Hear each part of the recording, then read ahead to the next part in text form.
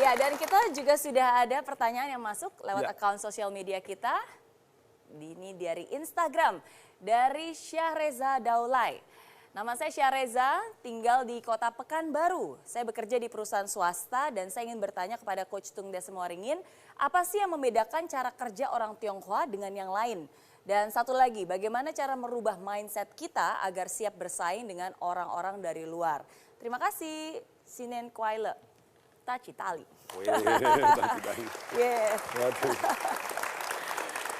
Oke, cara kerja orang Tionghoa, emang berbeda nggak sih dengan yang lainnya? Kayak tadi, stereotip orang Tionghoa, kemudian orang perantauan itu juga stereotip karena tidak semua perantauan sukses. Saya lebih senang lagi cara mindsetnya orang sukses. Ini lebih tepat karena sudah terbukti sukses. Jadi mindset orang sukses ini berbeda dengan orang yang tidak sukses. Biasanya saya bilang begini, level atas atau level bawah, victory atau victim. Ketika Anda play victim atau play menjadi korban, yaitu apa? Ketika cara berpikirnya blame. Setiap ada kejadian yang tidak dia inginkan, dia mulai blame, menyalahkan orang lain. Singkatannya gampang, BEJ. Singkatannya apa? BEJ. Jadi ingat seumur hidup itu ya. Kalau Anda BEJ, Anda kan hidup di bawah ini, jadi victim, jadi korban. Anda blame, Anda nyalahkan orang lain. Anda excuses. Beralasan, oh hujan maka saya terlambat. No, tidak boleh itu ya. Mau banjir lah, mau apa ya harus dijalani. Wah, gitu suami saya nggak mendukung, istri saya nggak mendukung, makanya nggak sukses gitu ya. Alasan ya? Yes. Kemudian yang ketiga, yaitu adalah menjustify. Menjustify itu apa? Membenarkan orang lain lebih sukses tanpa kita mau belajar atau terinspirasi terhadap kesuksesan. Jadi begitu kita kasih tahu, ini loh orangnya ini sukses. Oh terang aja, itu anaknya orang kaya, sekolah di luar negeri, bahasa Inggris lancar, pulang dibawain BMW, kenalan anak menteri, ya tentu saja sukses.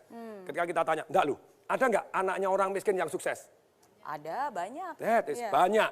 Pertanyaannya begini, begitu kita ngomong, itu belajar dari anaknya orang miskin itu juga bisa sukses terbukti. Dia bilang bagaimana? Oh itu toh, anaknya orang miskin kok sukses, saya tidak heran. Karena dia miskin makanya daya juangnya kuat.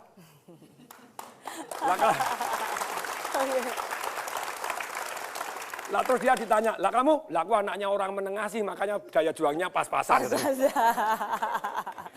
Jadi mendingan miskin banget atau enggak kaya banget ya? Itu alasan dong. Itu alasan. Jadi membenarkan orang lain lebih hebat tanpa kita mau belajar. Kemudian cari alasan. Nah daripada itu lebih baik Anda menjadi orang yang victory, mindset pemenang, mindset orang sukses. Yaitu daripada Anda blame, menyalahkan orang lain, lebih baik kita ambil tanggung jawab. Kalau Anda mulai nyalahkan, banjir kok, macet toh. Kok sudah tahu gitu kan berangkat lebih awal toh. Tapi kalau yang salah banjir, yang salah macet, Anda tidak perlu meningkatkan diri. Yang salah istrinya kok, yang salah suaminya kok. Betul. Ketika Anda mulai blame others, termasuk menyalahkan even pemerintah pun, Anda tidak meningkatkan diri. Tapi ketika kita ambil tanggung jawab, ya ini tanggung jawab saya, kita akan growing better and better. Berikutnya yang kedua, daripada alasan itu kan membuat kita tidak take action. Tapi kalau kita betul-betul mau lebih sukses, daripada alasan, take action dulu deh. Karena alasan menghentikan Anda tidak take action. Kemudian daripada justify, lebih baik kita belajar. Semua wealth atau kekayaan datang dari penemuan. Penemuan datang dari keluar dari zona nyaman.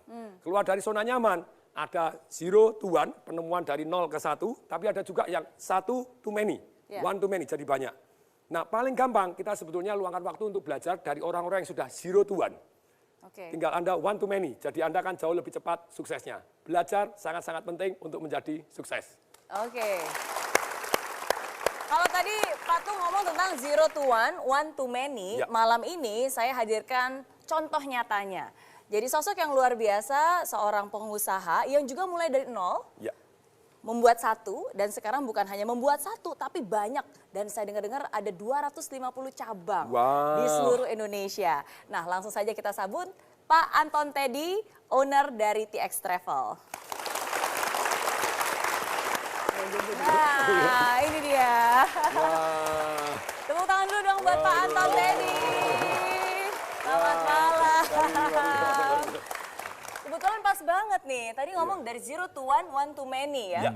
Pak Anton ini memulai usaha dari nol, sekarang cabangnya udah berapa Pak TX Travel? 250-an. 250-an di seluruh Indonesia.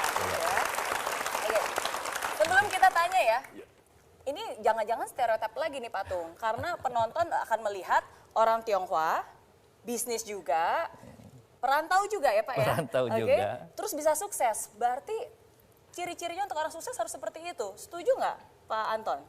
Kalau perantau saya setuju, karena waktu kita pergi dari rumah kan nggak punya apa-apa.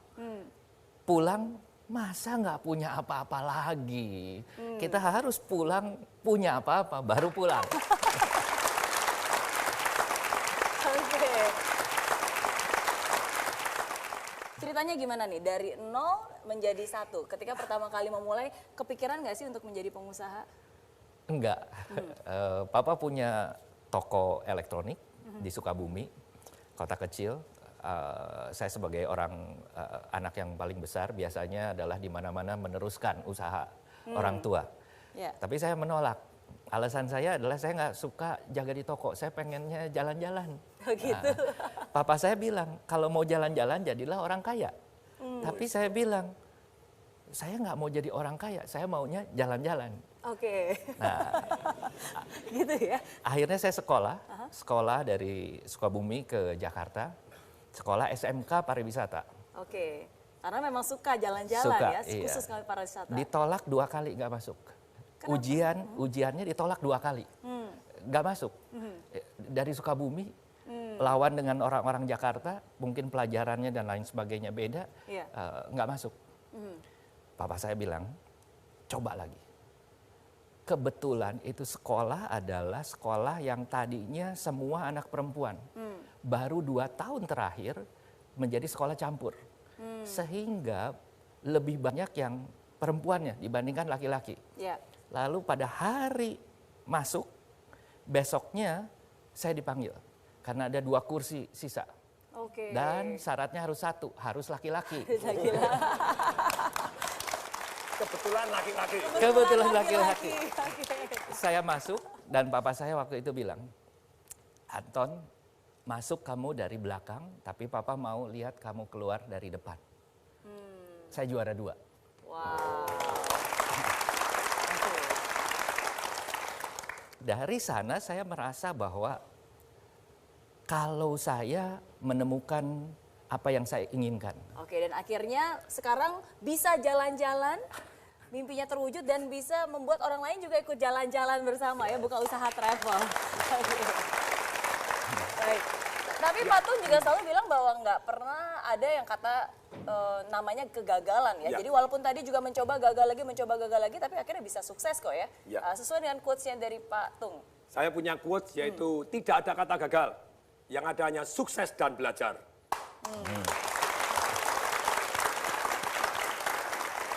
Kalau kita belum sukses, berarti kita harus belajar. Sederhana sekali. Dan kalau kita belajar, besok kita jadi lebih. Sukses. Kalau kita sudah sukses pun, kita tetap harus Belajar.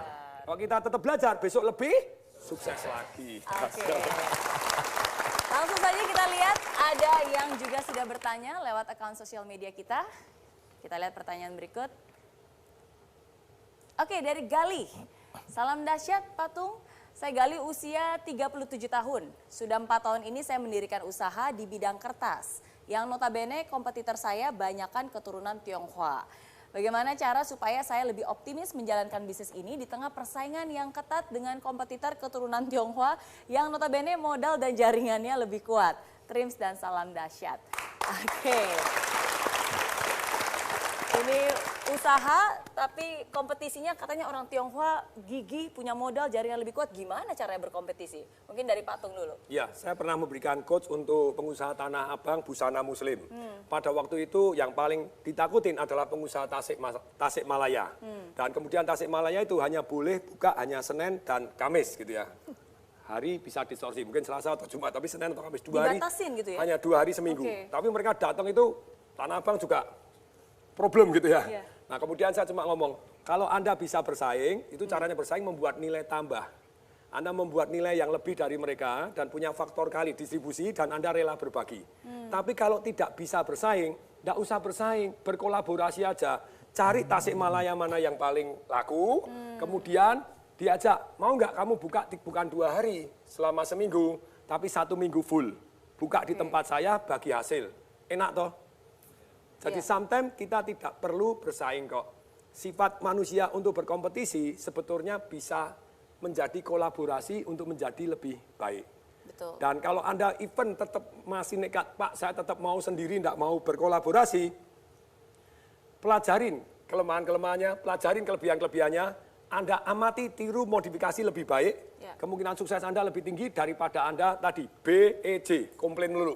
Oke, jadi jangan mengeluh ya, jangan juga Ambil tanggung menjadi jawab. alasan, Ya, ambil tanggung take action, jawab, belajar. take action. Nah. Baik, dan kolaborasi ya, zaman sekarang zamannya kolaborasi. Ada 5 hal yang papa saya ajarkan. Pertama adalah kalau bisnis, Tetapi saran saya kalau Anda mau jadi pengikut, jangan hanya one to many doang, pakai ATM, amati, tiru, modifikasi lebih baik. Atau pakai jurus PIS, PIS,